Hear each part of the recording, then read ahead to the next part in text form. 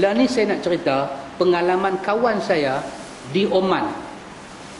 Dia pula cerita di Oman pun ada Yahanana.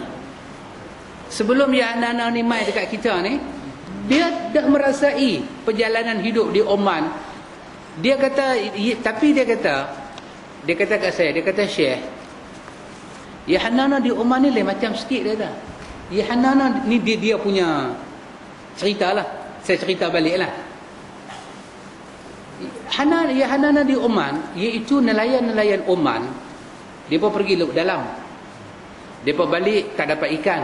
Dia pun buat muka welfare, muka ikan curug, sungai, tak kata apa. Bila hari dia dapat ikan banyak panjang, dia menyanyi. Dia seronok dapat ikan, dia raya, Yahanana, Yahanana. Kan maksud dia untung besar hari ni, untung besar. Dia menyanyi. Kita ambil Yahanana nelayan tu, kita padu dengan kita bunyi Arab. Bunyi Arab. Wahai yang duk riau Yahanana ni, siapa dia? Nelayan Oman. Mai kat kita riau. Ini antum pernah tengok lagu Pulau Kezambo? Kan dia pun nak pergi cari harta dalam tu. Balik kalau jumpa gambar tu, masa tu Piramli pun kurui kering aja. Tengok lagu Pulau Kezambo, macam mana dia menyanyi. Yahanana lah tu.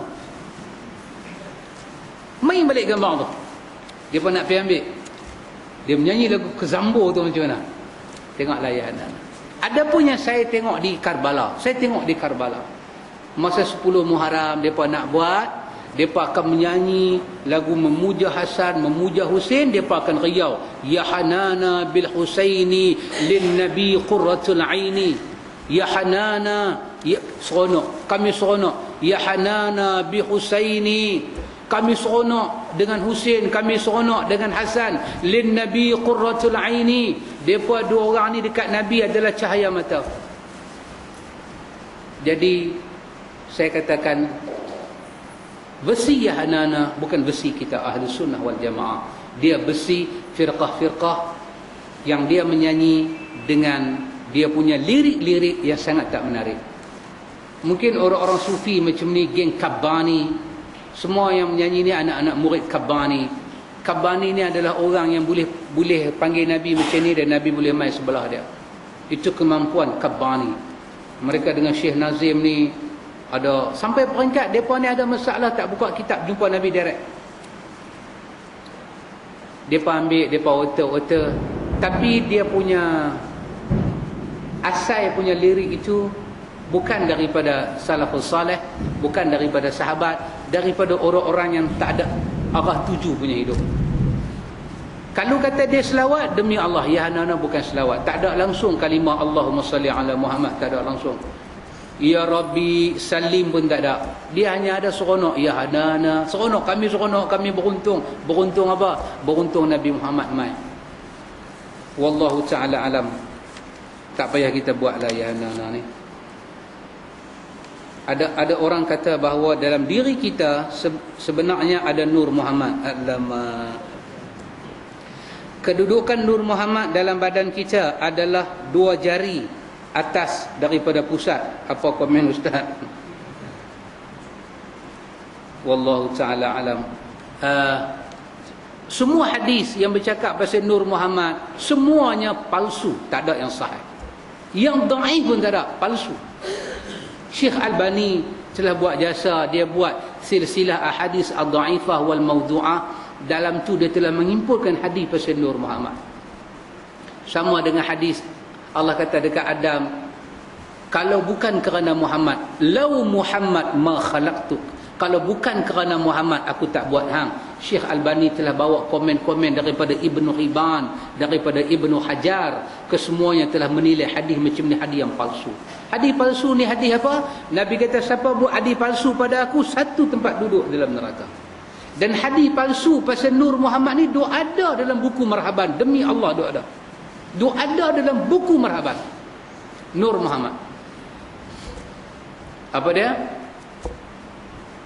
Mustadirran faidal barakati ma ana lahu wa aula wa usalli usallimu ala nur al-mawsuq bitakhaztu bi awwaliyah Aku berselawat dan aku bersalam bin nur, kepada Nur Muhammad yang berpindah dari satu dai ke satu dai. Quran kata innallaha wa malaikatahu yusalluna 'alan nabi. Allah dan malaikat berselawat atas nabi, dia berselawat di atas nur. Hadis nur semuanya palsu. Semuanya palsu belaka. Jadi macam mana kita nak ambil hadis palsu, kita nak kaitkan dengan agama kita? Nabi kata kalau hang ambil tempat duduk dalam neraka. Maka hadis ni nama dia hadis tong sampah. Macam mana kita buang bekas nasi lemak dalam tong sampah, buanglah ni pun dalam tong sampah. Hadis tong sampah nama dia. Dia kata 2 jari dengan pusat kita. Mari kita ukur tengok 2 jari dengan pusat kita jumpa apa Pak Mik?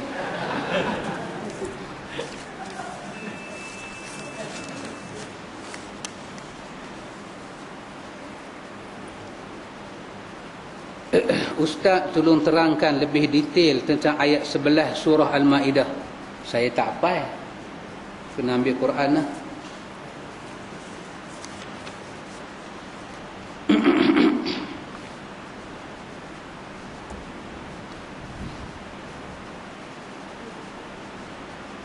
Ustaz, benarkah Nabi Ibrahim masa kecil-kecil lagi bapa dia letak dia dalam gua sebab Raja Namrud juga percaya Fir'aun seperti Fir'aun bunuh anak-anak laki-laki pada zaman dia? Wallahu ta'ala alam, hanya Allah yang maha mengetahui. Quran menceritakan kepada kita dalam surah Al-An'am, Nabi Ibrahim mencari Tuhan. Falamma ra'aitul qamara bazighah, Nabi Ibrahim tengok qamar, tengok bulan yang besar, dia kata haza rabbi, ini adalah Tuhanku. Falamma afal, bila hilang, bila mai siang hilangnya bulan, Nabi Ibrahim kata la uhibbul afilin, aku tak suka benda ni sat ada lepas tu dia tak ada.